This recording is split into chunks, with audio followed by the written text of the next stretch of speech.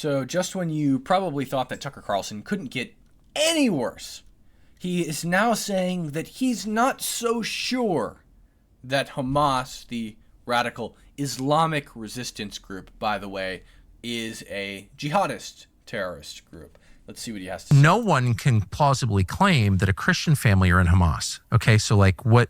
Tell me. Why? Why can't they claim that a Christian family is in Hamas? Because they're the Islamic resistance movement. They're a jihadist group. You can't claim that they're in Hamas while simultaneously claiming that Hamas is a group of jihadis. They're Islamic extremists, which they also claim constantly. Which I don't know if that's true, by the way. It seems more like a political organization, but whatever it is, they're telling us constantly they're Al Qaeda. So it can't also be true that Christians are a member of Al Qaeda. Sorry. Yeah. So then we know they're not in Hamas. So why did they get killed? Yeah, they got killed. Christians get killed in Gaza because it's a war zone. And even look at like the United States in past conflicts. We have an extremely high rate of friendly fire. The fog of war kicks in. It's very difficult to tell what's going on around you. And unfortunately, the wrong people get killed or shot at sometimes. But Tucker says that he's not so sure that Hamas is a jihadi group, that they're Islamic extremists. He's not so sure about that. He says it seems more like a political organization. Let's take a look at the Hamas charter translated by Yale. It says right here, the day of judgment will not come about until the Muslims fight the Jews, killing the Jews. When the Jews hide behind stones and trees, the stones and trees will say, O Muslims, O Abdullah, there is a Jew behind me, come and kill him. Only the Gargad tree, evidently a certain kind of tree, would not do that because it is one of the trees of the Jews. That's Article 7 of the Hamas Charter. This is actually a hadith, the alleged word of Muhammad. It's from the book of Sahih Muslims, and it is a first-degree hadith, which means Muslims have the highest confidence that Muhammad actually said this. Okay? So this is Article 7 of the Hamas Charter. The Day of Judgment will not come about until the Muslims fight the Jews, killing the Jews. Let's deconstruct what that means. What it means is that Hamas believes that the Day of Judgment cannot come about until the Muslims fight the Jews, killing the Jews. The Day of Judgment cannot come about, which means the conclusion of their religion, the Day of Judgment, think of the rapture for Christians, the conclusion of the religion, Jesus comes back, right? That can't happen until the Muslims fight the Jews and kill the Jews.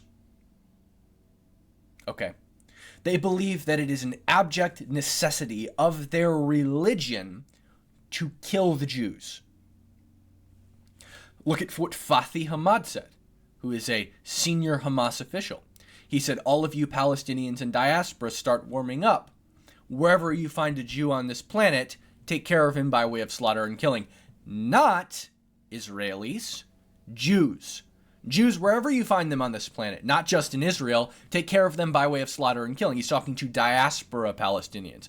Diaspora is in meaning that you're not in Palestine, right? It means you're somewhere else. Europe, somewhere else in the Middle East, Asia, Africa. All of you Palestinians in diaspora, wherever you find a Jew on this planet, take care of him by way of slaughter and killing. Okay, not Israelis. If they were simply a political organization, they would say, fight back against the Israelis, right? Because the political motive of a Palestinian resistance group would be to take back Palestine, from the river to the sea, right? Take it back. Not kill all Jews wherever you find them on the planet because it's necessity, or our religion necessitates it. That's jihad. That's jihadi, right? That is Islamic extremism to believe that wherever you find a Jew on this planet, you have to take care of him by way of slaughtering. Okay? Hamas is a political organization. They're a political institution in that they are the sole governing authority of the Gaza Strip. They were democratically elected in the 2006 Palestinian Legislative Council election as the sole governing authority, technically, of all of the Palestinian territories, but they got into a civil war with Fatah, which is their political rival, and they slaughtered all of them in the Gaza Strip, threw them from buildings and murdered them.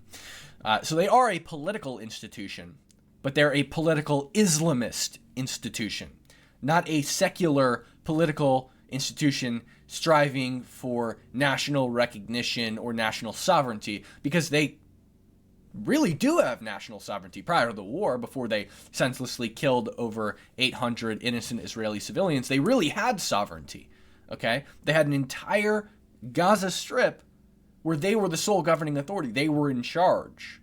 They could have patched up relationships with Egypt and had open borders, not open borders in the sense that anybody can come and go as they please, but open borders in that people and goods can move freely without inspection. They could have patched up their relationship with Egypt, but they didn't, because Egypt sees them for what they are, a problem. Hamas is a problem. They are a terrorist organization, a radical Islamist organization that has become the government of a territory, a Palestinian territory, and what they seek is destruction and killing. That's who they are. That's what they are. It's not a secret. Their leaders regularly state this. Their leaders, like Yahya Sinwar, organized a mass murder campaign in Israel.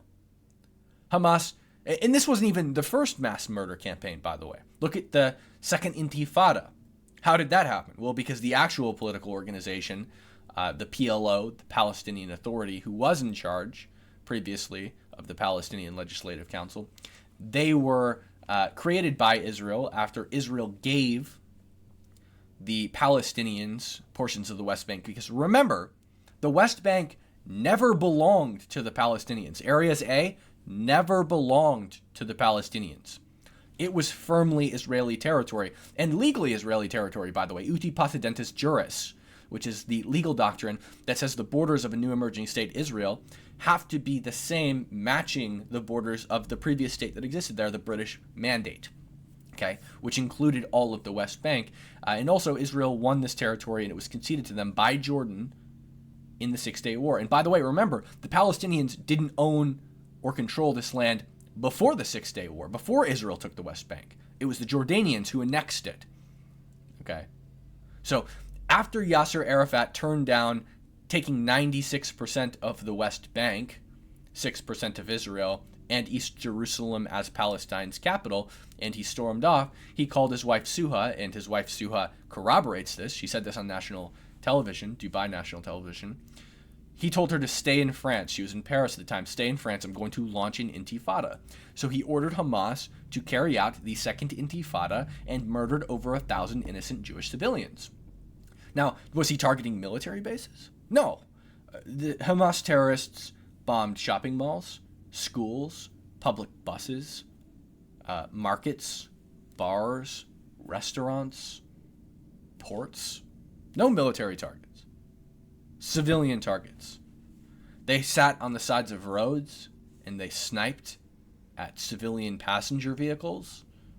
That was the second intifada. That was the last mass murder campaign that Hamas carried out.